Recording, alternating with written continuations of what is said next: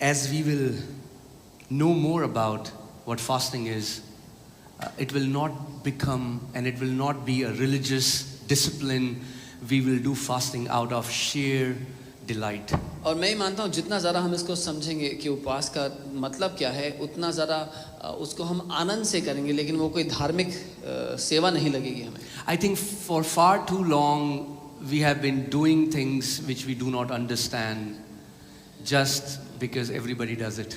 और क्योंकि मेरे हिसाब से बहुत समय से एक रीति रिवाज की तरह हम वो चीज़ें कर रहे हैं जो हम समझते नहीं हैं, लेकिन इसलिए करते हैं क्योंकि सब कर रहे हैं. Amen. So we were growing up, everybody was fasting, so we thought we'll also fast. So जब हम बढ़ रहे थे तो देखा हर कोई उपवास कर रहा है, तो हमने सोचा हम भी कर लेंगे. Why do we fast? लेकिन हम उपवास करते We don't know, but everybody does it, so we'll do it as well. हमें नहीं पता, सब करते तो हमने भी कर लिया. Amen. But if Jesus did fasting, then I started thinking, if Jesus does something, he never does something because everybody does it. He does something because he only does what the Father tells him to do. लेकिन अगर यीशु ने उपवास किया तो मैं इतना जानता हूँ कि यीशु कुछ भी इसलिए नहीं करेंगे कि क्योंकि सब कर रहे थे, लेकिन इसलिए क्योंकि पिता ने उनसे कहा. Amen. Amen. And if Jesus did fasting, that means fasting has a great purpose. और अगर यीशु ने उपवास किया, इसका अर्थ ये है कि उपवास करने का एक बड़ा महत्व है, एक बड़ा कारण है. Amen, church. And so today on this part, I want to talk about the effect of fasting on our physical body. So आज की शिक्षा में मैं बात करना चाहता हूँ उपवास करने का क्या प्रभाव पड़ता है हमारी शारीरिक देह पर. And now I understand that many Christians think that this body is not very important. और मैं जानता हूँ बहुत से मसीह ऐसा मानते हैं कि ये शरीर ज़्यादा ज़रूरी नहीं है. You know, it's the spirit that God is interested in. Your body is not that important. कि परमेश्वर केवल आपकी आत्मा में रुचि रखता है, उसको आपके शरीर में कोई इंटरेस्ट नहीं है. Has anyone heard that before? Yeah, yeah. That your body is not that important. किसी ने ऐसा सुना है कि आपका शरीर ज़रूरी नहीं है. But I believe after this message, you will understand the importance of your body. लेकिन मैं समझता हूँ इस संदेश के बाद आप जान लेंगे आपके शरीर का क्या महत्व है. See again, if body was not important and if just spirit was important, then God would have never created body. क्योंकि अगर शरीर का महत्व ना होता, केवल आत्मा का महत्व होता, तो परमेश्वर कभी देह बनाता ही नहीं, शरीर बनाता ही. If God was only interested in our spirit, then He would have just created our spirit. Isn't that right? क्योंकि अगर उसका सारा मतलब उसकी सारी रुचि हमारी आत्मा में ही होती, तो वो केवल हमारी आत्मा ही बनाता. क्या ये But सच नहीं? if God created our spirit, that means there is a purpose of our our body. So there is a purpose of our body. So परमेश्वर ने अगर हमारी देह बनाई है, इसका ये अर्थ है कि कुछ तो मतलब है, इसकी जरूरत है कुछ. Amen. I want you to turn to your neighbor and say that this message is for me. मैं चाहता हूँ अपने पड़ोसी को देख के कहें और कहें ये संदेश मेरे लिए है. Amen. So are you ready for the word? तो तैयार हो वचन Come के on, लिए? we'll just pray and we'll dive deep हम into it. प्रार्थना करके वचन की गहराई में जाएंगे. Father, we come before you in Jesus' name. पिता, हम आपके सामने प्रभु यीशु के महान नाम में आते We हैं thank you that you are so good. और धन्यवाद देते हैं कि आप सच में इतने भले हैं. We thank you for your precious Holy Spirit. आपकी कीमती पवित्र आत्मा के लिए धन्यवाद. We thank you for your written word. आपके लिखित वचन के लिए धन्यवाद. Thank you for the illumination that you will bring to our hearts today. धन्यवाद उस प्रकाशन के लिए जो हमारे हृदय में आज आप लेकर आएंगे. Thank you, Father. धन्यवाद. Holy Spirit, you are our teacher. पवित्र आत्मा, आप हमारे शिक्षक हैं, You are our guide. हमारे चलाने वाले हैं हमें. Father, I pray let every person may go out of this room changed from glory to glory in Jesus' name. मैं ये प्रार्थना करता हूँ प्रभु, हर कोई जो इस कमरे से बाहर निकले वो महिमा से महिमा में बढ़कर निकले. पिता, Let them may not go back the same way they came in. कोई भी वैसे वापस ना जाए जैसे वो आए थे. In Jesus' name. यीशु के नाम में. Amen. आमीन. All right. So this is not the main message, but I just want to tell you this so that you understand the purpose of even your body. So ये मुख्य संदेश नहीं है, लेकिन मैं चाहता हूँ कि आप समझें आपके शरीर का महत्व क्या है. You know, we are human beings. हम मनुष्य हैं. Amen. आमेन।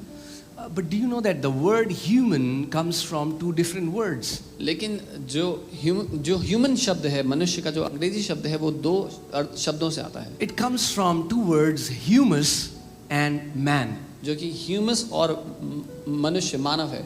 Humus means dirt, ह्यूमस का मतलब है मिट्टी, and man is the Hebrew word is ish, I-S-H, that means spirit being. और मनुष्य का जो इब्रानी शब्द है वो है इश, और उसका अर्थ है आत्मिक मनुष्य, आत्मिक Now hear me carefully. ध्यान से सुनना। God did not create human in his own image, God created man in his own image. परमेश्वर ने ह्यूमन यानी कि जो मिट्टी का शरीर का मनुष्य है उसको अपने स्वरूप में नहीं बनाया, लेकिन परमेश्वर ने मनुष्य को अपने स्वरूप में बनाया।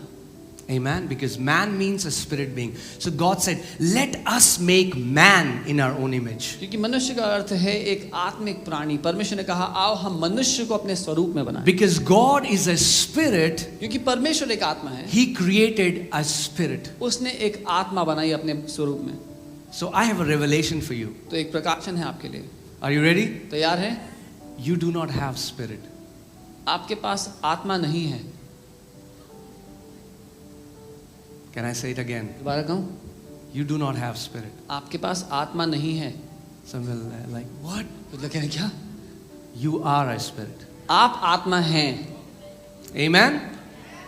You don't have a spirit, you are a spirit. आपके पास आत्मा नहीं है, आप खुद एक आत्मा हैं। Amen? So God created man in his own image. He created this spirit being we call man, and he put that spirit being in a dirt body, and that is what is called human. So परमेश्वर ने मनुष्य को अपने स्वरूप में बनाया, एक आत्मा, एक आत्मिक प्राणी को अपने स्वरूप में, अपनी छवि में बनाया, और इस आत्मिक प्राणी को एक मिट्टी के शरीर में डाल दिया, जिसको हम ह्यूमन बोलते हैं, अंग्रेजी में मानव बोलते हैं। Amen? So you are a spirit being in a dirt body. तो आप एक आत्मिक मनुष्य, एक आत्मिक पुरुष या एक आत्मिक प्राणी है जो शरीर में डाले गए, मिट्टी के शरीर। Now your dirt body can be light brown, dark brown, blue, yellow, whatever color it is, still a dirt अब body. वो मिट्टी का शरीर चाहे किसी भी रंग का क्यों ना हो, वो है मिट्टी का शरीर। Amen? So now I'm about to share something that would really challenge you to think like you have never thought before. और मैं कुछ बताने वाला हूँ जिससे सच में आपको चुनौती मिलेगी, ऐसा सोचने के लिए जैसे आपने कभी सोचा नहीं हो। So that you understand why many times we have this question, why didn't God do something about it? तो क्योंकि कितनी बार हमारे मन में ये सवाल होता है कि क्यों परमेश्वर ने इस बारे में कुछ नहीं किया। So many people say, if God is really a good God, then why is earth so messed up? और कुछ लोग सवाल करते हैं, अगर परमेश्वर सच में एक भला परमेश्वर है तो फिर पृथ्वी की ये हालत ऐसी क्यों हुई पड़ी है? If he has all the power, अगर उसके पास सारा बल शक्ति है that he can just snap his finger, why didn't he do it? कि वो पलक झपकते ही जो चाहे वो कर दे, तो उसने किया क्यों नहीं? Let's see it from the word. तो हम वचन से देखते हैं। Okay, so Genesis 1:27 says that God created man in his own image, and then he said, let them have dominion. उत्पत्ति 1:27 में वचन कहता है, परमेश्वर ने कहा आओ मनुष्य को अपने स्वरूप में बनाए, और फिर आगे कहता है और मनुष्य को राज्य करने दे। Amen. So he created man, then he put man in a dirt body, and then he called those spirit beings in the dirt body that they can have dominion. तो परमेश्वर ने मनुष्य को एक आत्मिक प्राणी बना करके एक मिट्टी के शरीर में डाल दिया, और फिर कहा कि अब ये जो मिट्टी के शरीर में आत्मिक प्राणी है, इसको राज्य और प्रभुता करने दे। Okay, now hear me carefully. So that means the only beings इसका मतलब केवल एकमात्र प्राणी that have legal right जिनको नैतिक हक है to have dominion on earth पृथ्वी पे राज्य करने का, are spirit beings in a dirt body. वो आत्मिक प्राणी जो एक मिट्टी के शरीर में रहते हैं। I'll say it again मैं दोबारा so कहता that हूँ you understand. ताकि आप The समझें। only beings केवल एकमात्र प्राणी that have legal right जिनको ये हक है, न्यायिक हक है to have dominion on the earth कि वो पृथ्वी पे राज्य करें, are spirit beings in a dirt body. वो आत्मिक प्राणी है जो मिट्टी के एक शरीर में है। So here is a mystery. तो यहाँ पर एक रहस्य है। Any spirit कोई भी आत्मा any spirit कोई भी आत्मा without a dirt body जिसके पास मिट्टी का शरीर ना हो is illegal on the earth. वो पृथ्वी पर गैर कानूनी है। Did you hear what I said? आपने सुना जो मैंने कहा? Any spirit कोई भी आत्मा cannot function on the earth without a dirt body. कोई भी आत्मा पृथ्वी पर बिना मिट्टी के शरीर के कुछ नहीं कर सकती। That's why demons are illegal on the earth. इसीलिए दुष्ट आत्माएं गैर कानूनी हैं पृथ्वी पर, Because they don't have a dirt body. क्योंकि उनके खुद के पास मिट्टी का शरीर नहीं है, But they want to function on the earth. लेकिन वो पृथ्वी पर चीजें करना चाहते हैं। That's why they want to enter your body. इसीलिए वो किसी के शरीर को ढूंढते हैं। Are you getting it, church? Even believers, यहाँ तक कि विश्वासी भी, children of God, परमेश्वर के बच्चे, if the day they die, अगर वो भी मर गए even they become illegal on the earth and they have to go. तो पृथ्वी पर उनका रहना भी गैर कानूनी है, उनको भी जाना पड़ेगा। They cannot function without a dirt body. वो बिना मिट्टी के शरीर के पृथ्वी पे काम नहीं कर सकते। I hope you're thinking. मैं उम्मीद करता हूँ आप सोच रहे हैं। Think of this great evangelist called Billy Graham. आपने इन महान प्रचारक का नाम सुना होगा, बिली ग्रैम। Have you? सुना है? An amazing man of God. परमेश्वर के एक अद्भुत जन, He won millions and millions of people into Christ. लाखों करोड़ों लोग को उन्होंने सुसमाचार का प्रचार किया। But the day he died, लेकिन जिस दिन उनकी मौत हुई, he cannot win one more person to Christ because now he cannot function on the earth because he does not have a dirt body. जिस दिन उनकी मौत हुई उस दिन से वो एक भी व्यक्ति को सुसमाचार का प्रचार नहीं कर सकते पृथ्वी पे, क्योंकि उनके पास मिट्टी की देह नहीं Oh, है। hallelujah. That is how important your body is. ये है कितना जरूरी आपका शरीर है। Are you getting it?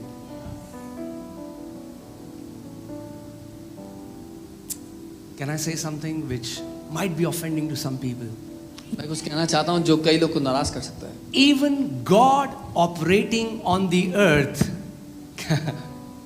even God operating on the earth without a dirt body would be illegal. इस हद तक, यहाँ तक कि अगर परमेश्वर भी बिना मिट्टी की देह पर पृथ्वी पर काम करेगा तो वो गैर कानूनी होगा, Because he will be violating his own decree. क्योंकि वो अपनी खुद की घोषणा के विरोध में जा Because रहा है। God said, let them have dominion. क्योंकि परमेश्वर ने कहा आओ मनुष्य को राज करने दे। He never said, let us have dominion. उसने ये नहीं कहा आओ हम राज करेंगे। He said, let them have उसने dominion. कहा मनुष्य को राज करने दो। Whoa. Is this making sense? कुछ समझ में? That's why God could not stop Eve from eating the fruit. इसीलिए परमेश्वर हवा को रोक नहीं सका जब वो फल खा रही थी तो। Because if God would have stepped in front of, ta-da, क्योंकि अगर परमेश्वर उसके आगे आगे खड़ा होता रुक जा, he would have broken his own decree. तो वो अपनी खुद की घोषणा को, अपनी खुद के वचन को तोड़ देता। Because he said, let them have dominion. क्योंकि उसने खुद कहा उनको राज करने दो। Think about this, church. For example, I tomorrow, my daughter gets married and I buy a nice flat and I gift that to my daughter. और खुद सोचिए कलीसिया कल को मेरी बेटी की शादी हो जाए, मैं उसको एक अच्छा सा फ्लैट खरीद के दूं। Now, I was the owner of that flat, मैं उस फ्लैट का मालिक था, but I transferred the ownership in her name. लेकिन मैंने उसका मालिक होने का अधिकार अपनी बेटी के नाम पे दे दिया। Now, who is the owner? अब उसका मालिक कौन है?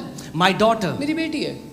The moment she becomes the owner, जिस घड़ी वो उस घर की मालिक हो गई, I cannot just barge into that house anytime that I want to. मैं जब चाहूं मुंह उठा के उसके घर में जा नहीं सकता। If I want to enter that house, I would need her permission. अगर मुझे उस घर में जाना है तो उसकी अनुमति लेनी पड़ेगी। If I enter that house without her permission, it would be illegal. I would be breaking into that house. अगर मैं उसकी मर्जी के बिना उसके घर में प्रवेश करूंगा तो वो गैर कानूनी है, वो उसके घर में जबरदस्ती घुसना जैसा होगा। Amen.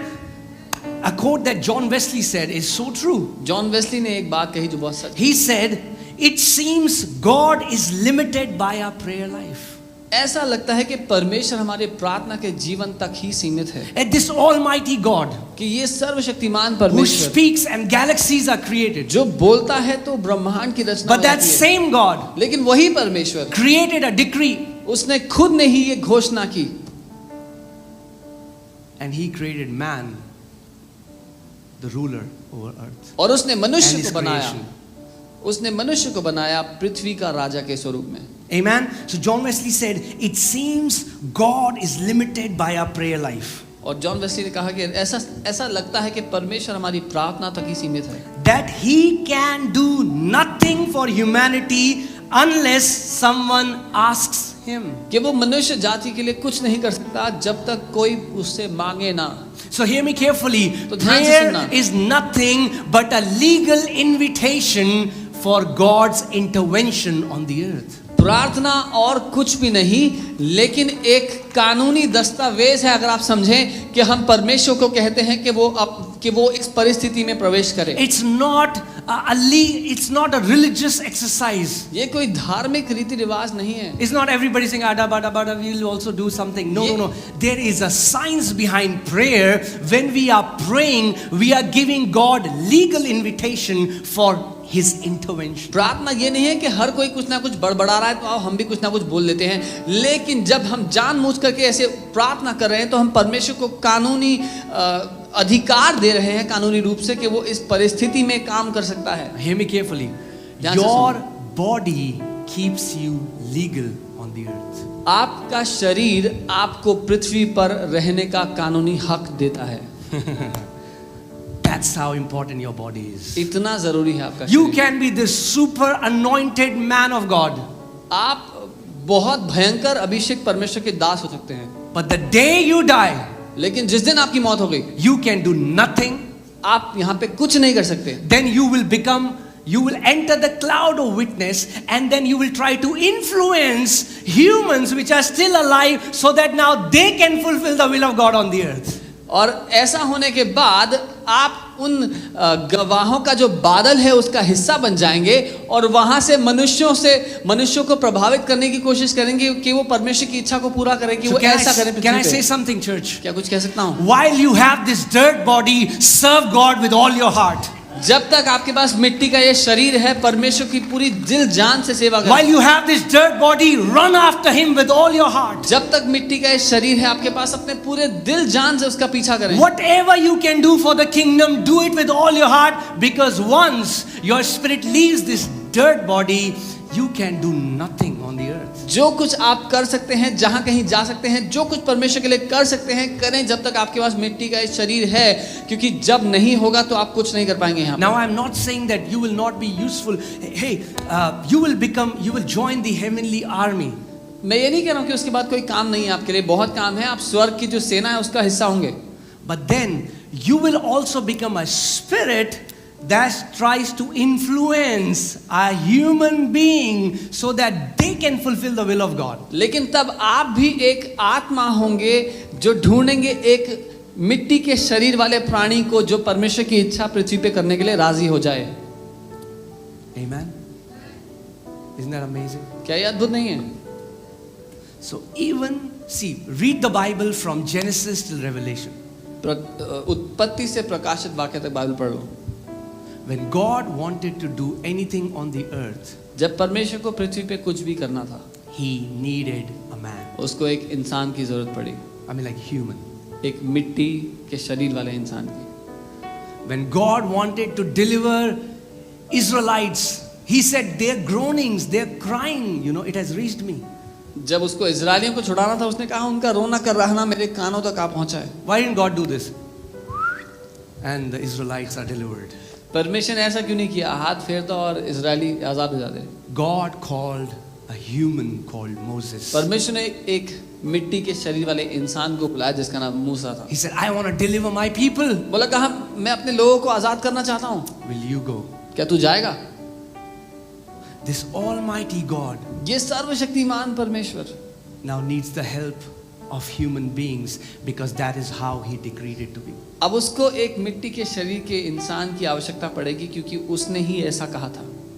See, that's what we don't understand. If God wants to do anything, He will do anything that He wants. That's not how it works on the earth. यही है जो हम समझते नहीं। हम कहते हैं जो परमेश्वर को करना होगा वो कर देगा, लेकिन पृथ्वी पे ऐसा काम नहीं करता। When God wanted to bless the whole earth, He called a man called Abraham. जब परमेश्वर को पूरी पृथ्वी को आशीष देनी थी, उसने एक व्यक्ति को बुलाया जिसका नाम अब्राहम था। Even when Satan had to tempt Eve, यहाँ तक कि जब शैतान को हवा को लालच देना था उसका फल का। Satan is not serpent, you know. शैतान सांप नहीं है। Satan is a spirit, but he used snake, which had a dirt body, to influence Eve. लेकिन शैतान ने उस सांप का इस्तेमाल किया जिसके पास मिट्टी का शरीर था, ताकि वो हवा से बात कर सके। Are you getting this, church? And even then God said, you know, Bible says before that Satan used to walk. Oh, I'm sorry, snake used to walk. Snake had legs. और उसके मुताबिक बाइबल कह रही है कि पहले सांप के पाँव थे, वो पाँव के बल चलता था। Then God cursed. फिर Snake started to crawl. परमेश्वर ने उसको श्रापित किया और वो अपने पेट के बल रेंगने And लगा। God said, Satan, what have you done? Now, और परमेश्वर ने कहा, शैतान तूने ये क्या किया? अब now I will come through this woman. I will come through dirt body and I will crush your head. और वो ये कह रहा है कि तूने क्या किया? अब मैं मिट्टी के शरीर के द्वारा आ करके तेरे सर को कुचल दूंगा। Are you getting this, church? So even when God wanted to redeem the entire earth, He wanted a dirt body, and that is what Jesus means. It means man, God in flesh. और जब परमेश्वर को पूरी पृथ्वी को निजात देनी थी, उद्धार देना था, तो उसने एक मिट्टी का शरीर धारण किया, जिसका जो यीशु का अर्थ है वो परमेश्वर जिसने मिट्टी की देह धारण कर ली। That's where we get the word Immanuel. Im, that means in. Man means spirit, and El means God. When God comes in man, that's Immanuel, Jesus Christ, God with us. और यहीं से हमें इमैनुअल शब्द मिलता है, जो दर्शाता है कि मनुष्य में परमेश्वर का वास, परमेश्वर मनुष्य में रहने आ गया। You're getting this, church?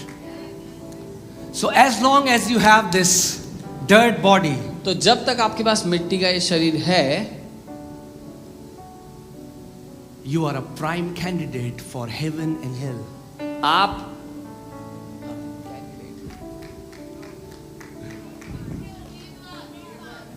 आप एक सबसे बढ़िया उम्मीदवार हैं, स्वर्ग के लिए भी और नरक के लिए भी। Amen? God wants you. परमेश्वर आपको चाहता है, Satan also wants you. और शैतान भी आपको चाहता है। Just think about it. Jesus said Satan has to come to steal, to kill and to destroy. और यीशु ने कहा कि चोर चोरी करने, हत्या करने, नाश करने के लिए If आता है। Satan had the power to operate on the earth like that, he would have killed all of us. अगर शैतान में इतनी शक्ति होती कि वो इस रूप से काम कर सकता पृथ्वी पे, तो अब तक हम सबको मार चुका होता। His nature is to kill. उसका चरित्र है मारना, But he cannot kill लेकिन वो ऐसे मार नहीं सकता, because God hasn't allowed that. क्योंकि परमेश्वर ने ऐसी अनुमति नहीं दी है। So what does he do? तो वो क्या करता है? He looks for a dirt body through which he can kill. वो एक मिट्टी के शरीर को ढूंढता है जिसके द्वारा वो मार पाए। And when he gets a man, और जब एक मनुष्य मिलता है and this person starts to hear from him, और ये मनुष्य शैतान की बात सुनने लगता है, and Satan starts to spew hatred and bitterness and brings this human to a place where he kills another human being. और शैतान की बात सुनकर शैतान उस मनुष्य के दिल में नफरत और घृणा भर देता है, उस हद तक जहां तक वो राजी हो जाता है एक दूसरे मनुष्य की हत्या करने के लिए। Think about all the destruction on the earth. Think about the wars and the murders and slaughter that has happened. Who has done that? It's humans killing humans. जितना विनाश पृथ्वी पर हुआ है उसके बारे में सोच करके देख लो। जो युद्ध हुए हैं, हत्याएं हुई हैं, जो कुछ हुआ है वो मनुष्य हैं जो मनुष्य को मार रहे हैं। In the same way, if you'll see all the good happening, people helping other people on. and give, what is happening? Come on. You will see the work of God and you'll also see the work of devil happening simultaneously on the और earth. वहीं दूसरी तरफ आप देखेंगे तो दुनिया में बहुत सी अच्छाई, बहुत सी बातें हैं ऐसी हैं जो लोग के जीवन में अच्छी हो रही हैं। वो कैसे हो रही हैं? वो लोग दूसरों की मदद करते जा रहे हैं और एक ही समय पर परमेश्वर और शैतान दोनों पृथ्वी पर काम कर रहे हैं लोगों के द्वारा। Amen. Come on, turn to your neighbor and say, I am important. अपने पड़ोसी को कहें मैं बहुत महत्वपूर्ण हूँ। You know why you are so important? पता है आप इतने महत्वपूर्ण क्यों हैं? Because you have a dirt body. क्योंकि आपके पास मिट्टी का शरीर है। Are you getting it? Because as long as you have this body, you can fulfill the will of God or will of Satan. क्योंकि जब तक आपके पास ये शरीर है आप परमेश्वर की इच्छा या शैतान की इच्छा पूरी कर सकते हैं। Even when God wanted to fill his people with his own spirit. यहाँ तक कि जब परमेश्वर को अपने लोगों को अपनी आत्मा से भरना था। Can you put Joel 2:28? He needed a qualification. There was a qualification. जो 2:28 एक योग्यता थी जिसकी आवश्यकता थी। If God had to fill people on the earth, and it shall come to pass afterward that I will pour out my spirit on all flesh. If you have flesh, God can pour out his spirit. और उसके बाद ऐसा हो, और उन बातों के बाद ऐसा होगा कि मैं सब, हिंदी में प्राणियों लिखा है लेकिन अंग्रेजी में जो लिखा है वो फ्लैश लिखा है, सब देहों पर, सब शरीरों पर अपना आत्मा उंडेलूंगा। तो आत्मा उंडेले जाने के लिए भी ये योग्यता जरूरी है कि आपके पास मिट्टी का शरीर होना चाहिए। Are you getting this, church? And that's where the enemy has hit, and the enemy has told us that our physical body is not important. और ये है जिस जगह पर दुश्मन ने वार किया है, हमें ये बताया है कि हमारा मिट्टी का शरीर की कोई अहमियत नहीं है। That's why most of the religious people are very careless about their health. इसीलिए ज्यादातर धार्मिक लोग अपने शरीर की बिल्कुल परवाह नहीं करते। Because they think, what good this flesh has, what good? I mean, like, उनको man, लगता है we will die and go to heaven. ये मिट्टी की देह क्या जरूरी है, हम मर के स्वर्ग तो जा रहे हैं। And that's why और इसलिए the Bible says, costly is to the Lord the death of his saints. इसलिए बाइबल कहती है कि परमेश्वर के लिए उसके संतों की मृत्यु बहुत महंगी है। The day Billy Graham died, जिस दिन बिली ग्रैहम की मृत्यु हुई, no one will be ever like him. You know, the kingdom of heaven suffered a loss. जिस दिन बिली ग्रैहम की मृत्यु हुई उनके जैसा दोबारा कोई नहीं होगा। स्वर्ग के राज्य को एक बहुत बड़ा नुकसान हुआ है। And many times we are so careless. How many people here have two-wheelers? कितने लोग के पास दो व्हीलर हैं? Okay, do one thing today. You can try it in the church after the service. आप चर्च में ट्राई कर सकते हैं सभा के बाद। Just put like 2 liters of water in your petrol tank. अपने पेट्रोल टैंक में 2 लीटर पानी डाल लें। What is going to happen? क्या होगा? What is going to happen? क्या होगा? Scooties or bikes won't work, scooties और बाइक्स काम नहीं करेंगी। right? But look at the mercy of God. The way he designed our body is so beautiful. We keep putting so much junk in our body and still it functions years after years after years after years till our organs are completely destroyed, and then this body then. और परमेश्वर की दया देखो, हम साल दर साल सालों बीत जाते हैं, हम जो चाहे वो खाते रहते हैं, अपने शरीर में डालते रहते हैं और ये शरीर उसको झेलते रहता है। फिर करते करते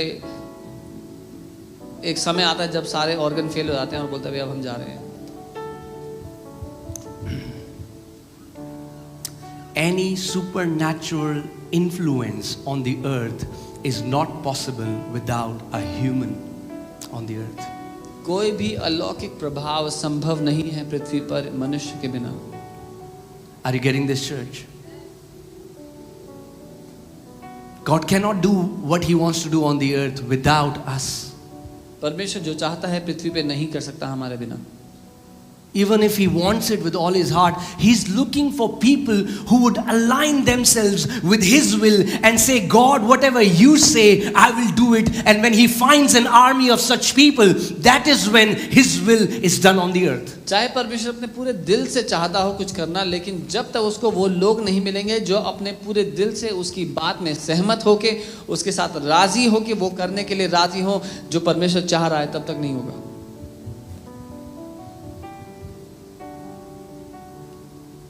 Amen, church. Are you getting this? He gave us legal authority. उसने हमें कानूनी अधिकार दिया है.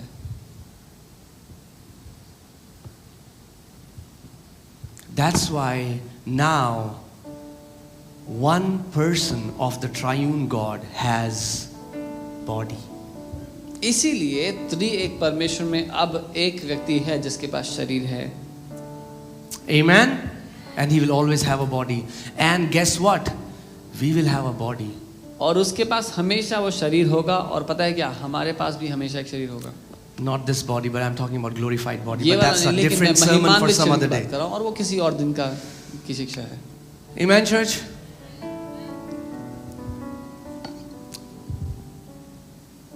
So many times we think that we'll keep putting what we want to put in this body and God is good. और कई Yeah, bar God is good. God has always been good. And we think, I had one of my friend, when we used to smoke, he used to pray before smoking. He's like, Father, in the name of Jesus, this cigarette will not harm my body. This nicotine will not harm my body, Father. I remove all the nicotine. We do stupid prayers sometimes. जब मैं cigarette पिया करता था, मेरा एक दोस्त था जो सिगरेट पीने से पहले प्रार्थना करता था कि हे प्रभु, इस सिगरेट में जो निकोटीन है, जो कुछ गंदगी है, मैं उसको हटाता हूँ प्रभु, ये मेरे शरीर को नाश नहीं करेगी. और ऐसी बेवकूफ़ी भरी प्रार्थनाएं हम सब करते हैं. All the sisters are laughing, but I know some of you pray like this. Oh Father, remove every fat from this food that I'm eating, and I'm eating this fat, but let this fat, मुझे पता है सारी बहनें हंस रही है, पर ऐसी प्रार्थना करती हैं, प्रभु जो मैं खाने वाली उसमें से सारा घी तेल का जो फैट है वो हट जाए.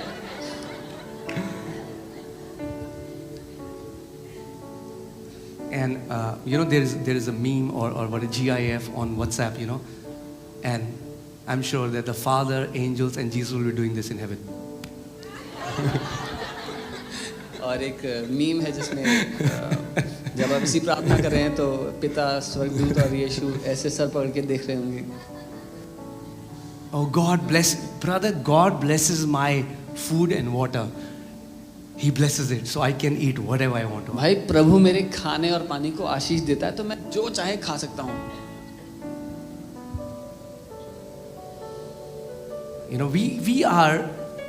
We are excellent at twisting the scriptures. हम सर्वोत्तम हैं वचन को घुमाने फिराने में.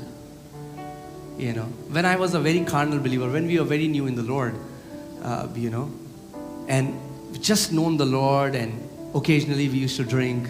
So, isn't it crazy that when we want Bible to say something that we want, we can do extensive study of the Bible. So, जब मैं मसीह में आया ही था और शरीर के चलाए चलता था और उन दिनों में शराब पिया करता था, तो कई लोग ऐसे सोच रहे हैं पास्टर शराब पीता था. No, I wasn't a pastor then. I was like just 2-3 months knowing the Lord. उस समय मैं प्रभु को जाना ही था, बहुत नया और ये सच में अद्भुत है कि हमें जो करना होता है उसके लिए हम वचन से ढूंढ के निकाल लेते हैं कि ये साबित करता है कि हम ये कर सकते हैं. And we found the verse where Apostle Paul tells Timothy. और हमें वो आयत मिल गई जहां पर अपोस्टल पॉल टिमोथी से कह रहे हैं, Timothy, my son, टिमोथी मेरे बेटे, because of the frequent infirmity of your stomach, take some wine. तेरे पेट में जो बार बार खराबी होती है उसकी वजह से थोड़ी सी दाक मधु ले ले. And we used to say, you know what? क्या पता है भाई, We also have frequent infirmity. हमें भी थोड़ी दिक्कत होती है अक्सर. And the word of God is for everyone, right? परमेश्वर का वचन तो सबके लिए है ना.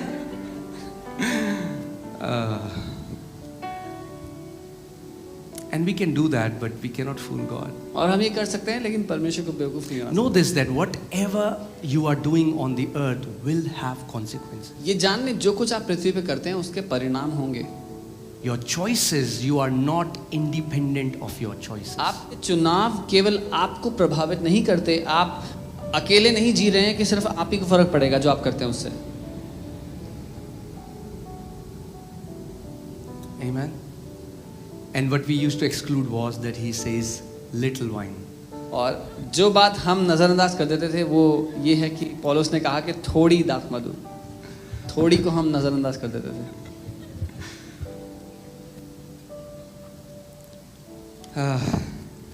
So what you are putting in your body अपने शरीर में जो आप डाल रहे हैं is affecting your body.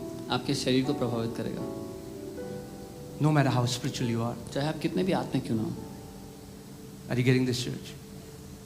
Okay. So now I want to talk about, is it okay? Can I go on? Will you still love me? अगर मैं आगे बढ़ूं तो फिर भी प्यार करोगे मुझसे? आगे बता सकता हूँ कुछ?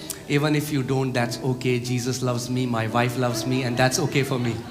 अगर नहीं भी करोगे तो कोई बात नहीं, यीशु मुझसे प्यार करते हैं, मेरी बीवी मुझसे प्यार करती है। Amen. So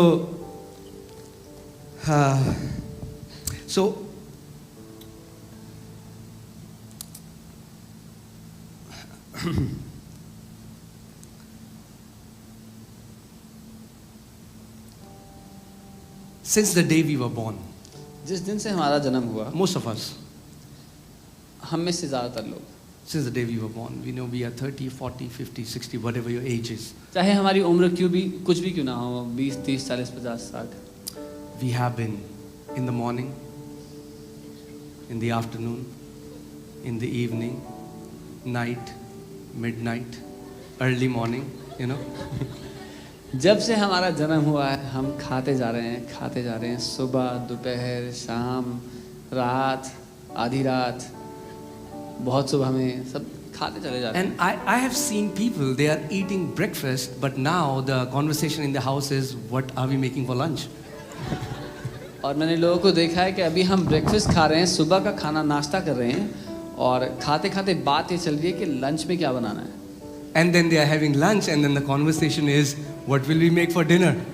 और लंच कर रहे हैं तो बात चल रही है कि डिनर में ये बना लेंगे, ठीक है। And we have been feeding and feeding and feeding and eating food that we do not want. और खाते चले जा रहे हैं, वो खाना जिसकी हमें आवश्यकता नहीं है। Because we think if we will not eat, we'll become weak. क्योंकि हमें लगता है अगर नहीं खाएंगे तो कमज़ोर हो जाएंगे। Right? You know, I was sharing last week's teaching, if you remember, I shared how, you know, these food marketing companies have convinced us that if we skip breakfast, that is very unhealthy. और पिछली जब मैं सिखा रहा था तो मैंने बताया था कैसे ये जो फूड खाना बेचने वाली जो कंपनियां हैं जो मार्केटिंग एडवर्टीजमेंट करती हैं, उन्होंने हमें इस बात के लिए मना लिया है, राज़ी कर लिया है कि अगर खाना नहीं खाएंगे, अगर ब्रेकफास्ट छोड़ दिया तो बहुत हानिकारक होगा हमारे लिए।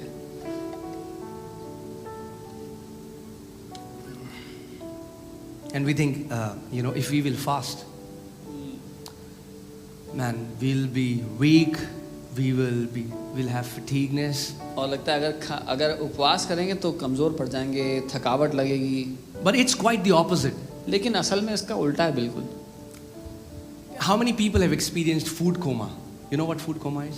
कितने लोगों ने फूड कोमा का अनुभव किया है, क्या आप जानते हैं? I'm sure you will not get it like that. Chole bhature lassi. Yeah. कि जब हाँ, इसको लोकल एनेस्थीसिया बोलते हैं, फूड छोले भटूरे लस्सी खा के जब आप बेहोश हो जाते हैं, That is called food coma.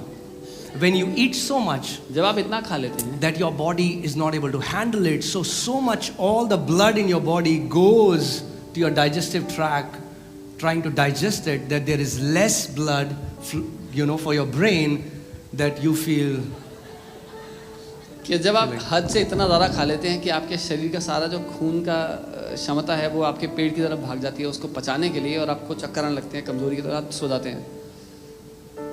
And now I want you to think about the times when you skipped your meal. How did you feel? Did you feel sleepy? और मैं चाहता हूँ उस समय के बारे में सोचें जब आपने खाना नहीं खाया या उस समय की मील खाना स्किप कर दिया, क्या आपको नींद आती है? Can I say something? क्या कुछ कह सकता हूँ? More people are sick because of overeating than because of undereating. ज़्यादा लोग खाना खाने की वजह से बीमार हैं, ना कि खाना ना खाने की वजह से। And now we have so many fancy names for different diseases. और अब बहुत सारे सुंदर सुंदर सुनाई देने वाले नाम हैं अलग अलग बीमारियों के। Yeah. Now we have abundance of food. Our fridge is filled with food and अब खाने की बहुत आयत है, हमारा फ्रिज खाने से भरा हुआ है। it's crazy. I was doing this study and I found out that 50% of people in United States of America are diabetic. 120 million people are diabetic and the numbers are growing at a staggering rate. Diabetic. मैं जब research पढ़ रहा था तो मैंने देखा कि US में 50% लोग मधुमेह के रोग के बीमार हैं, इससे बीमार Either they हैं। are diabetic or they are insulin resistant and I'll tell you what that means. या तो मधुमेह के रोग उनको है या फिर इंसुलिन उनके शरीर पर प्रभाव नहीं डालती, और मैं बताऊंगा इसका अर्थ क्या है। And there is one more crazy myth.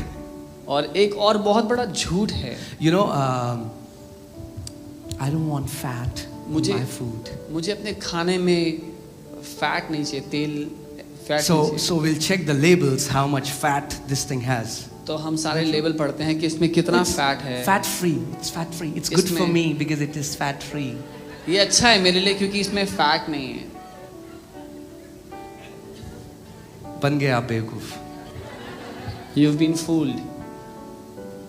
Just because it says fat free doesn't mean that it's healthy for you. सिर्फ इसलिए उसमें लिखा है फैट फ्री तो इसका ये मतलब नहीं कि आपके लिए अच्छा है, आपके स्वास्थ्य के लिए। Okay, this might come as a revelation to some people. कुछ लोग के लिए प्रकाशन की तरह Are you होगा। ready? तैयार हो? Eating fat does not make you fat. Fat खाने से आप मोटे नहीं होते।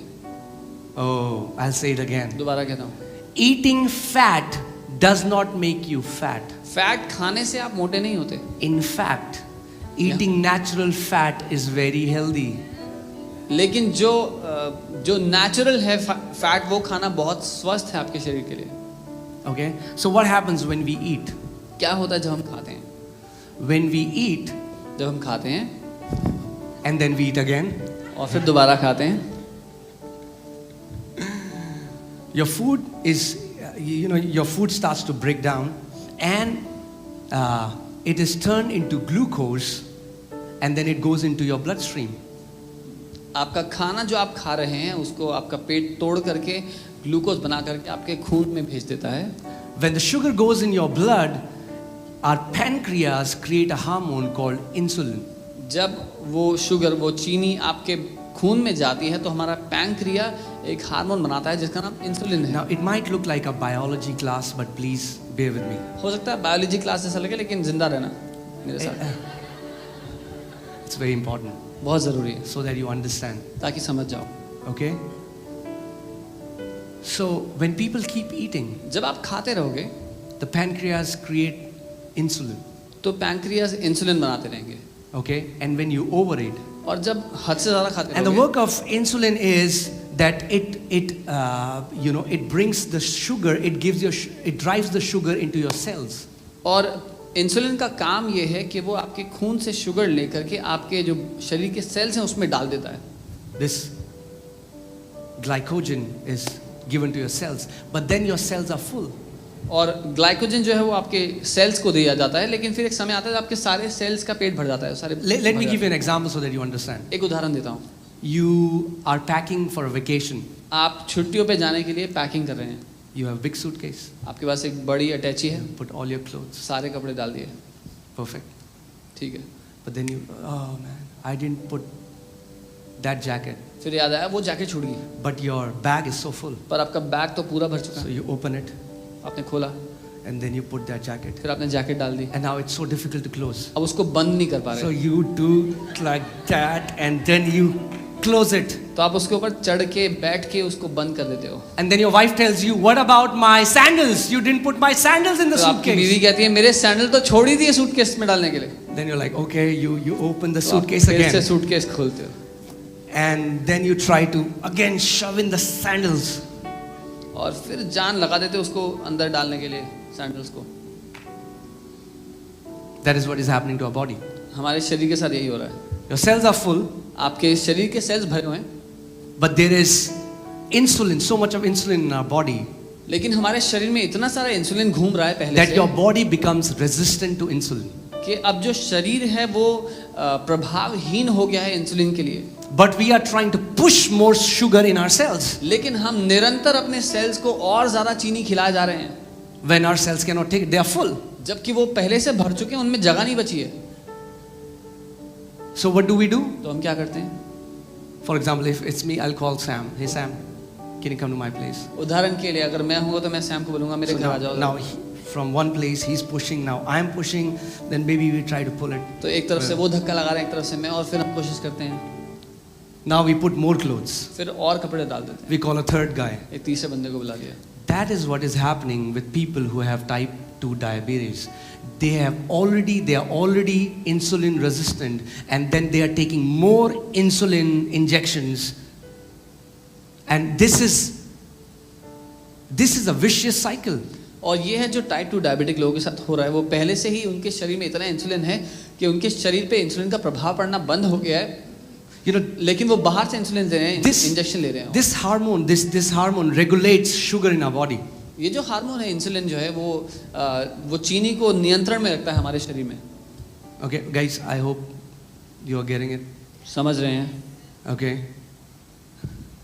And because so many people are insulin resistant because they have been feeding themselves, और इतने सारे लोग इसीलिए उनके शरीर पे इंसुलिन काम नहीं करती, क्योंकि वो इतने समय से अपने आप को खिलाए जा रहे हैं। and not only because we are just eating food, but also because of what we are eating. सिर्फ इसलिए नहीं कि हम खाना खा रहे हैं, लेकिन जो खा रहे हैं उसकी वजह से भी। Most of us are now eating processed foods, processed carbs. हम में से अधिकतर लोग अब जो है वो प्रोसेस किया हुआ खाना खा रहे हैं, And because of that, और उसकी वजह से we have a spike of insulin when we eat. हमारे शरीर में एक बहुत तेजी से प्रवाह होता है इंसुलिन का We जब have, we हम have खाना a खाते sugar हैं। spike हमारे शरीर में चीनी बहुत जोर से बढ़ती है जब and खाना then खाते a हैं, crash. और फिर एक धड़ाम से क्रैश And होता when है, it crashes, you feel super hungry. और जब वो कम हो जाता है फिर से भूख लगती है, You eat more, और खाओ, there's a spike of sugar. फिर से चीनी की एक स्पाइक होती है, एक And then crash. मात्रा बढ़ती है, फिर से कम हो जाती है। And do you know, now, even as research is going on, people are finding that so many sicknesses are happening because people are insulin resistant. और जब अब रिसर्च की जा रही है तो ये पाया जा रहा है कि Hina, can you put that? इतनी सारी बीमारियां इसलिए हो रही हैं क्योंकि लोग इंसुलिन से प्रभावहीन हो चुके हैं। Okay, now I am very careful to share some information. I have done well research, read a lot of books, spent a good amount of time, and then I'm telling you this. और मैं बहुत ध्यान पूर्वक ये बातें बताने वाला हूँ क्योंकि मैंने बहुत पढ़ाई की, बहुत किताबें देखी, बहुत रिसर्च करने के बाद मैं ये बता रहा हूँ।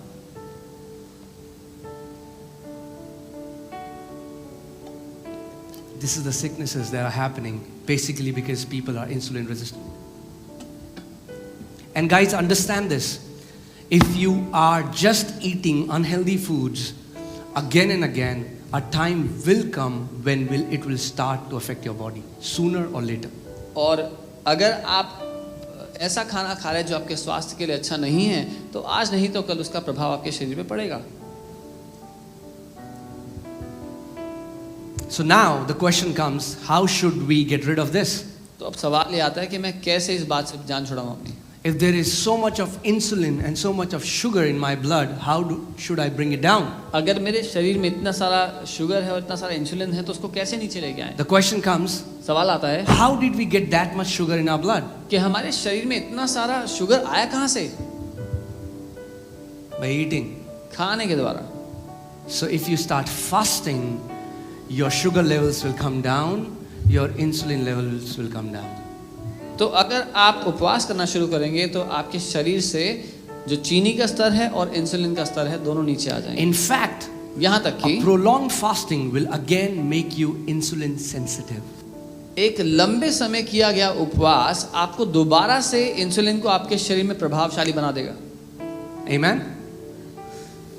Now, the doctors and research, they are finding that 3 to 5 days just water fast resets your immune system. Doctors ने जब इस पे रिसर्च किया तो ये पाया कि 3 से 5 दिन का जो पानी का उपवास होता है वो आपके शरीर की जो घड़ी है उसको बिल्कुल रीसेट, बिल्कुल दोबारा से शुरू कर देता है. Amen. I know this is just information, but so that you understand what is happening in your body when you're eating a food. मैं जानता हूँ ये सिर्फ जानकारी है, लेकिन मैं चाहता हूँ आपको समझ में आए कि क्या हो रहा है हमारे शरीर को जब हम खाना खा रहे हैं. In fact, we are finding out that we really don't need carbs. लेकिन हकीकत तो ये समझ में आ रही है कि इतना कार्ब जो हम खाते हैं उसकी सच में ज़रूरत नहीं है.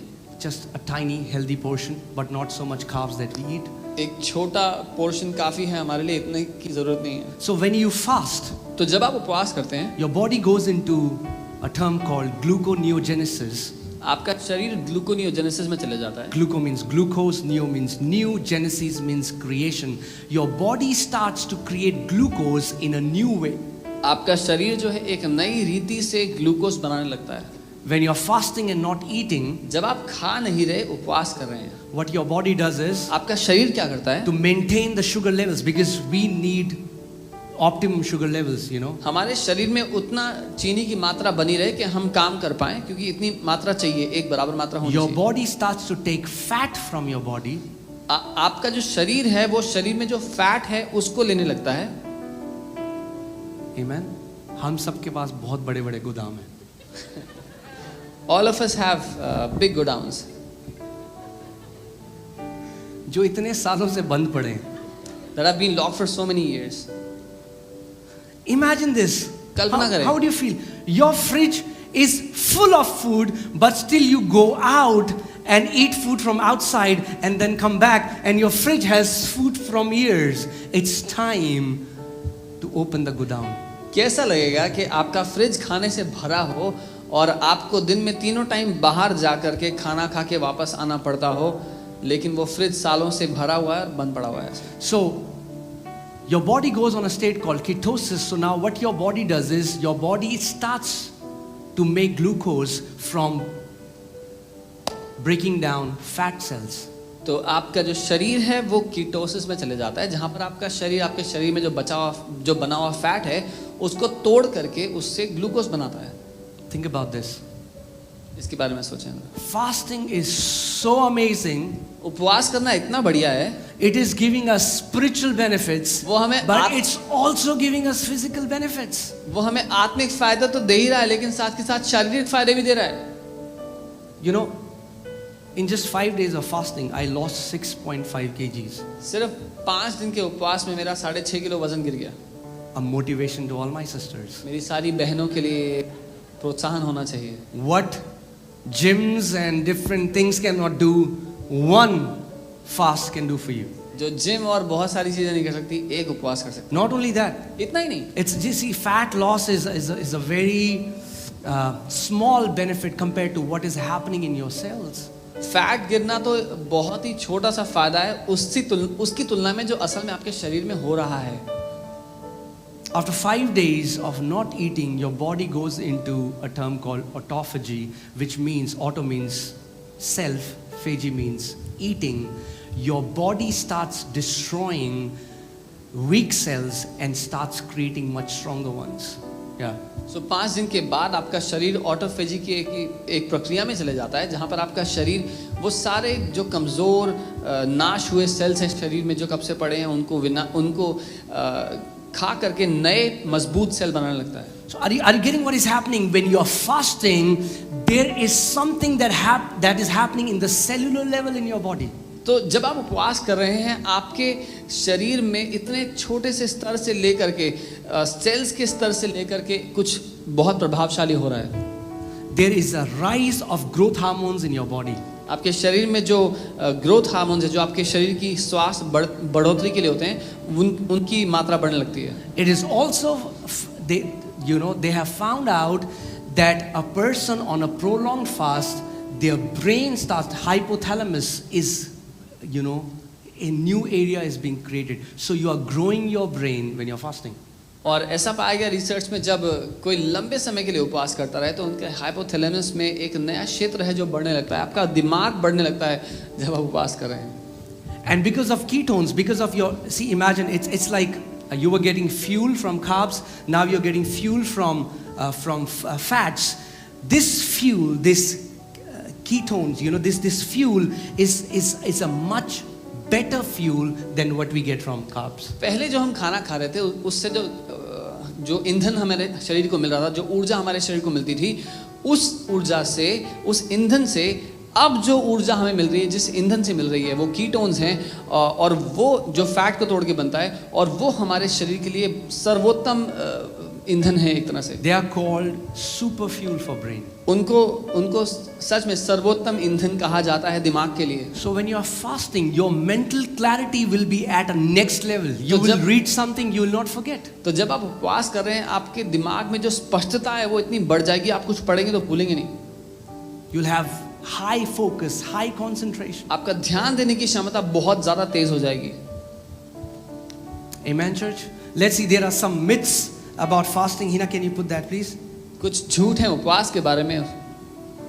Okay. I especially, second was my biggest obstacle. I used to think if I'll not eat, muscles चली जाएंगी सारी. मेरे लिए दूसरा वाला जो था वो बहुत ज़्यादा खतरनाक था. मुझे लगता था कि अगर खाना नहीं खाऊंगा तो Okay. muscles So these are the myths. Fasting puts you in starving mode. ये झूठ है कुछ कि उपवास करना आपको भूख हड़ताल पे डाल देता Oh, है. if you are fasting, you'll become a skeleton. अगर खाना नहीं खाओगे तो सूख जाओगे. Oh, no. जी नहीं. Only fats will be gone from your body. केवल जो फैट है आपके शरीर से वो इस्तेमाल कर लिया जाएगा. Your body will become much healthier. आपका शरीर बहुत ज़्यादा स्वस्थ होगा. Okay, fasting makes you burn muscle. Fasting के उपवास के द्वारा आपके मसल्स जो हैं वो टूट जाएंगे. In fact, यहाँ तक fasting,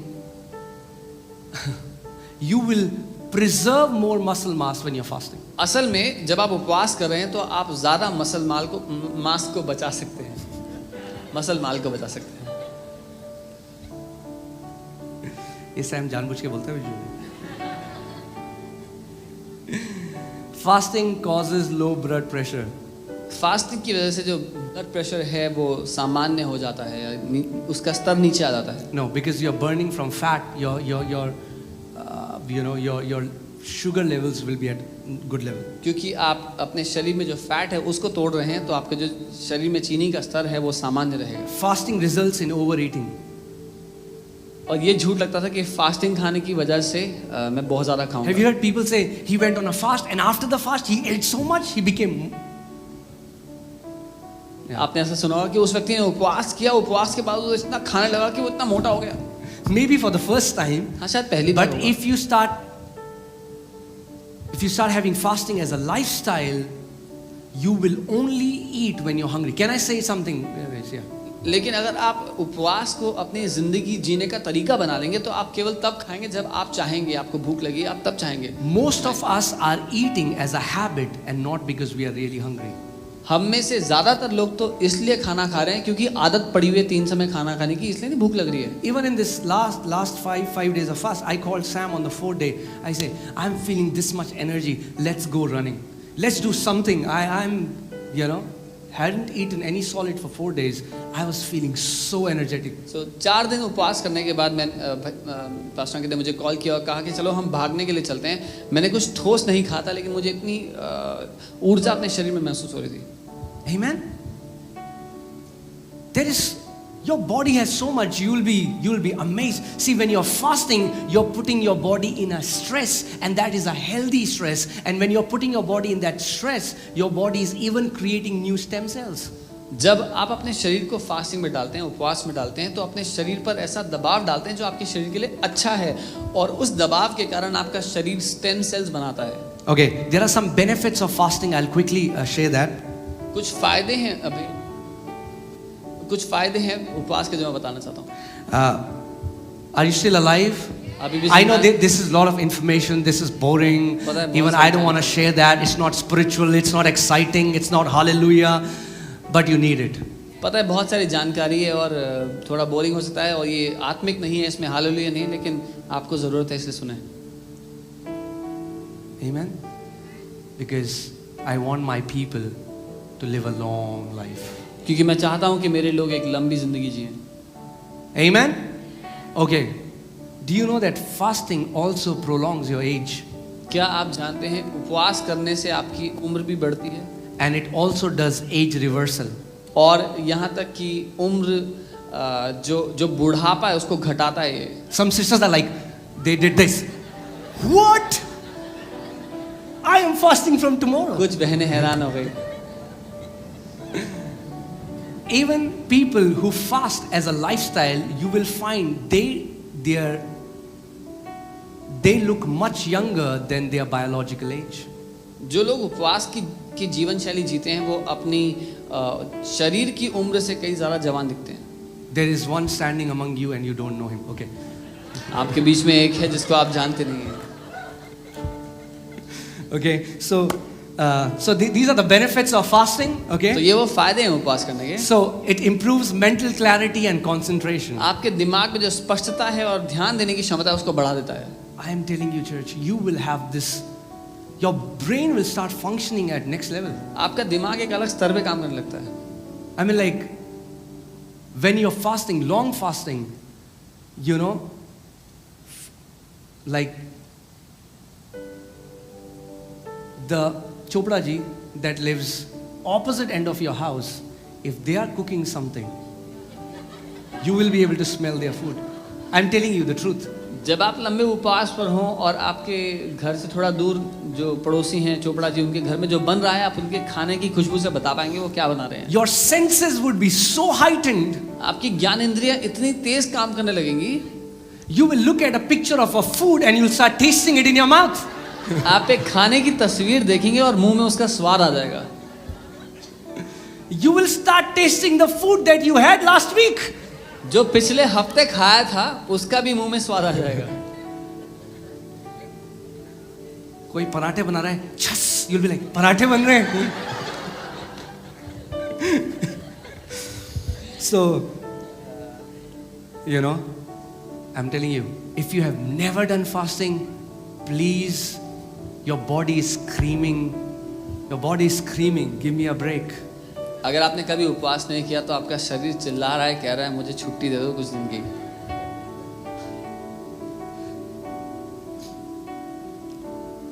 You know, fasting was very common practice in the olden times, but when these food companies started coming in, you see these KFC, McDonald's, you know, fries falling in slow motion.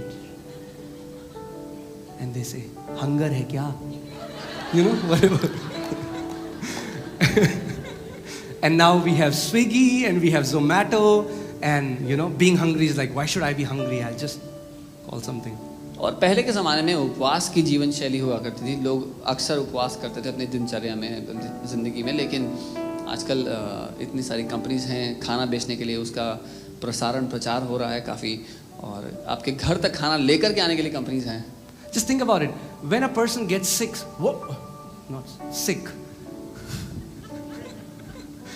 when a person gets sick, what is the first thing that happens to that person? जब एक इंसान बीमार होता है तो सबसे पहले क्या लक्षण होता है? They stop eating. वो खाना बंद कर देते हैं। Their body starts, there is a healing process that is happening. एक चंगाई की प्रक्रिया उनके शरीर में शुरू हो जाती है। Okay, so I want to tell you there is a long list, but I just chose 3. But there are, Hina, can you put that, what scientists and these famous people, if you read about them, you know what they said, you know, we can spend. बहुत लंबी list है researchers की, लेकिन ये 3 है जो मैं दिखाना चाहता हूँ। You know, this guy Paracelsus, he was the founder of toxicology, and he says that fasting is the greatest remedy the physician within. और वो टॉक्सिकोलॉजी के स्थापना करने वाले थे और उन्होंने कहा कि उपवास सबसे बड़ा इलाज है। वो एक डॉक्टर है जो हमारे अंदर रहता है। Do me a favor. एक एहसान करना। कोई एहसान मत करना। Okay. So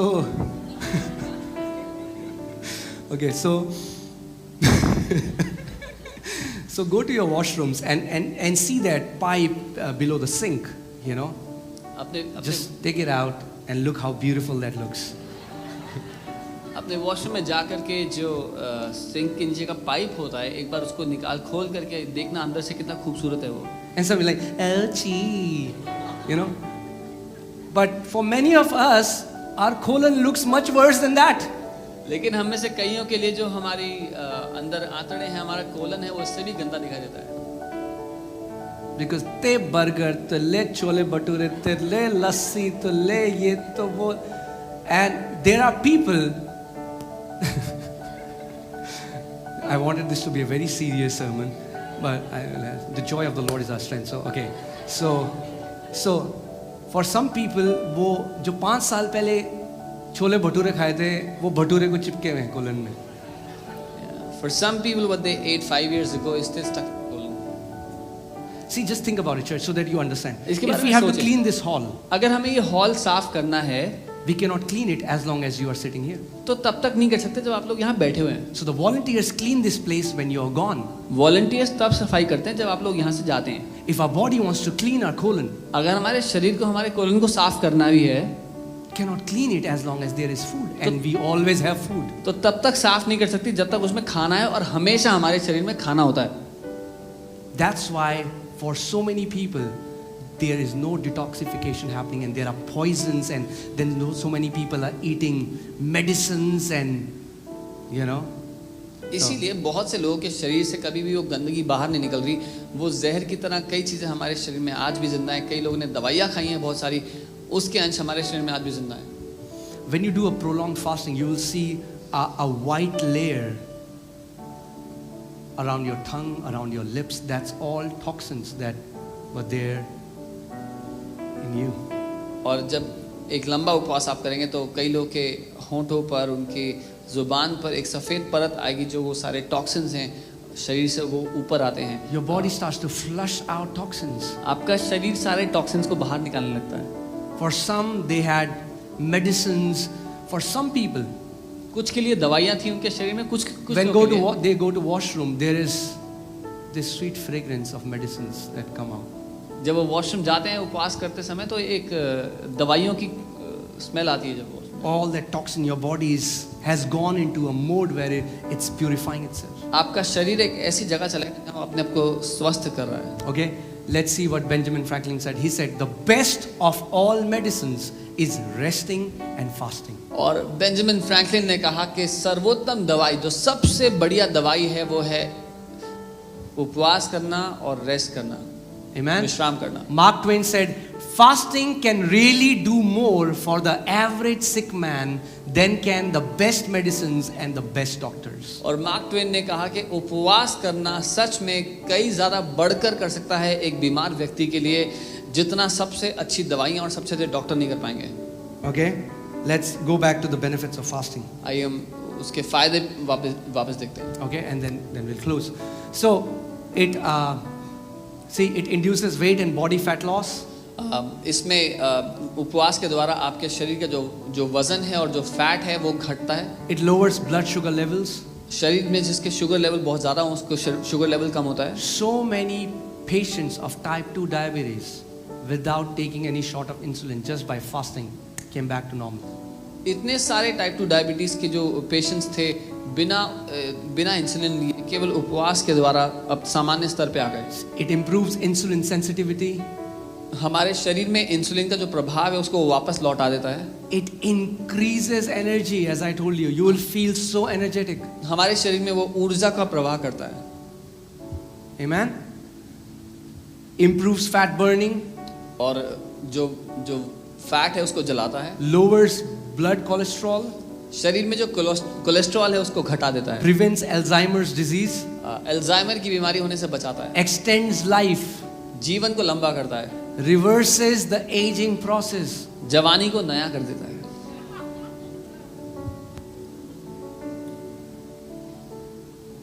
Amen. क्यों लगा रहे हो ओले और मत खाओ इतने chole. Okay, this bad Sam tells me you are such a bad, like Anu Malik. PJ mode. Okay, so it decreases all the inflammation. आपके शरीर के अंदर जो inflammation है, जो जलन है और जो जहरीली चीजें हैं उसको घटा देता है. So if you have never done fasting, तो अगर आपने कभी उपवास नहीं किया, please do it. कृपया उपवास करें. And see, again, we are not basically fasting for this. Our main motive is to spend time with the Lord unhindered, but this is a byproduct of fasting that happens to us. ये जान लें कि हम इस सब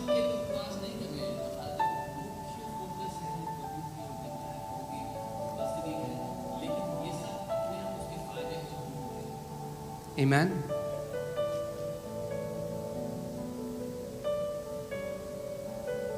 I had not known fasting, before I got saved. The fasting that I had known was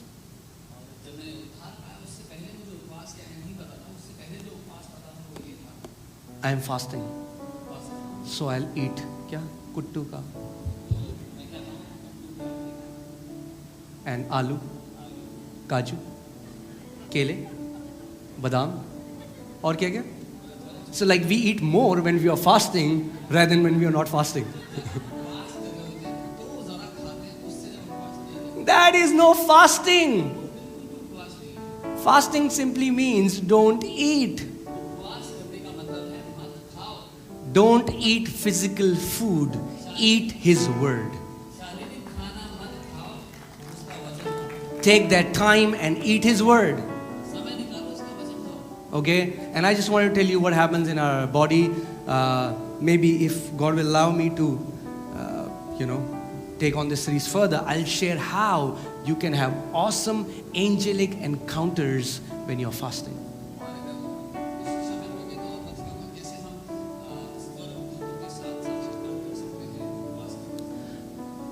When you're fasting, not only your physical senses heightened, not only आपको पता चला कि बगल वाला क्या बना रहा है, you will also instantly know when a spiritual being enters your room.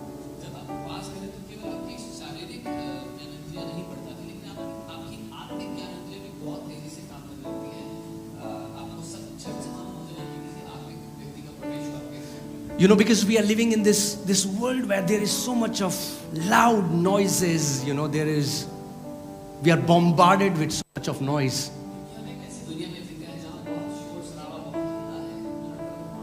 And God is trying to call us. और प्रभु हमसे बात करने की कोशिश कर रहा है. But it's so loud. लेकिन इतना हल्ला है. We don't hear Him. कि हम उसको नहीं सुनते. See, for example, I'll just give you this example and then I'm closing. For example, I invited you to my place. उदाहरण के लिए मैंने आपको अपने घर बुलाया. Okay? And we are, making noise, doing something. और घर में maybe singing a song. घर में हम गाना गा रहे हैं, हल्ला कर रहे हैं. So much of noise. Yeah. बहुत हल्ला हो रहा है. And you're knocking. और आप दरवाजा खटखटा रहे हैं. Hello? Hello? Nobody's there. और कोई नहीं आ रहा. I go back. I'm sorry, the person who came go. और जो घर आया था वो वापस चले गया. Maybe they were screaming. Anybody home? शायद वो चिल्ला रहे हो, कोई है घर पे. So much noise. But when we are fasting, पर इतना हल्ला था, लेकिन when we जब हम remove उपवास the कर रहे हैं, distraction, when we remove Instagram and when we remove everything and watching movies and eating for a time of seeking Him, and God says, Sam, and you say, yes, Lord. जब हम उपवास कर रहे हैं और वो सारी आवाज़ें हटा दें, सारा ध्यान भटकाने वाली चीज़ों को दूर कर दें और तब प्रभु कुछ कहे और उसी समय हम ध्यान देंगे. You will be so quick to perceive His voice. आप बहुत आसानी से उसकी आवाज़ को पहचान पाएंगे. Amen. So if you have never done it, तो अगर कभी नहीं किया, I counsel you. तो मैं आपको समझा रहा हूँ. At least start with one day. कि एक दिन उपवास करके शुरुआत करें. Amen. And you'll yourself see the difference. और आप खुद फर्क देखेंगे. Okay, church, can we stand up, please? I Hallelujah.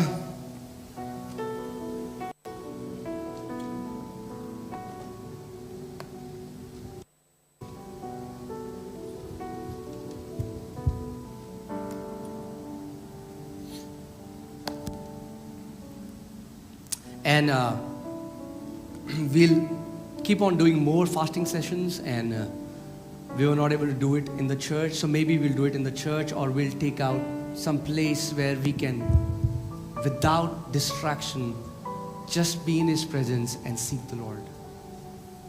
तो इस बार हम चर्च में तो नहीं कर पाए, लेकिन हम अगली बार कोशिश करेंगे कि चर्च में या किसी ऐसी जगह पर जहाँ पर बिना ध्यान भटकाए हम प्रभु का पीछा कर सकें, वहाँ जाके करें. Amen. So let us just worship the Lord for some time, and then we'll go for offering. आइए हम परमेश्वर की आराधना करेंगे कुछ समय, उसके बाद हम ऑफरिंग की ओर जाएंगे. Come on, guys. And if there is anybody who is sick in this place, this is your time to receive your healing. और अगर कोई बीमार है यहाँ पर, तो ये समय है अपनी चंगाई ग्रहण करें. Just keep your right hand to the part where you are sick. अपना दाहिना हाथ अपने सर पर रख लें, or to that place where you're sick. या जहाँ कहीं आपको कोई बीमारी हो, And it's time you receive your healing. और ये समय अपनी चंगाई ग्रहण करने का। I just hear the Lord healing some. There's a woman here, you have migraines. यहाँ पर एक स्त्री है जिनको आधे सर का दर्द हुआ करता है। Migraine. You है। have been. Okay. Yeah. Just receive your healing. अपनी चंगाई ग्रहण कर लें। Just receive your healing. The Lord is here. Just यहाँ receive your है। healing. Just close your eyes, church. Don't look here and अपनी there. आंखें बंद कर लें। Just receive from Jesus right now. यीशु से आप ग्रहण करें इस समय। Whatever you want to receive from Him, come on. He's in this place. He said, where 2 or 3 are gathered in my name, I am there. उसका वचन कहता है जहाँ 2 या 3 मेरे नाम से इकट्ठे हों मैं वहाँ मौजूद हूँ। Father, in the name of Jesus, पिता यीशु के महान नाम में I take authority over every sickness and disease. मैं अधिकार लेता हूँ हर एक बीमारी के ऊपर। In the name of Jesus, यीशु के नाम में I take authority over every spirits of infirmity. मैं हर तरह की बीमारी की आत्मा पर अधिकार लेता हूँ And I command, और मैं आदेश देता हूँ be healed चंगे हो जाओ in Jesus' name. यीशु के नाम। From the crown of your head अपने सर से to the soles of your feet, अपने पांव तक receive the resurrection power of Lord Jesus Christ of Nazareth. यीशु मसीह की पुनरुत्थान की सामर्थ्य को ग्रहण करो। Cancers be healed. कैंसर चले जाओ, Tumors be healed. ट्यूमर्स चले जाओ, Diabetes be healed. मधुमेह की बीमारी चले जाओ In the name of Jesus. यीशु के नाम में। Kidneys be healed. किडनीज चंगी हो जाए यीशु के नाम। In Jesus' name. यीशु के नाम। In Jesus' name. यीशु के नाम। Come on. Just lift up your hands and just अपने worship Him हाथों for को some उठाएं, उसकी time. आराधना करें। Come on, just lift both your hands and just close your eyes and worship Him with all your heart.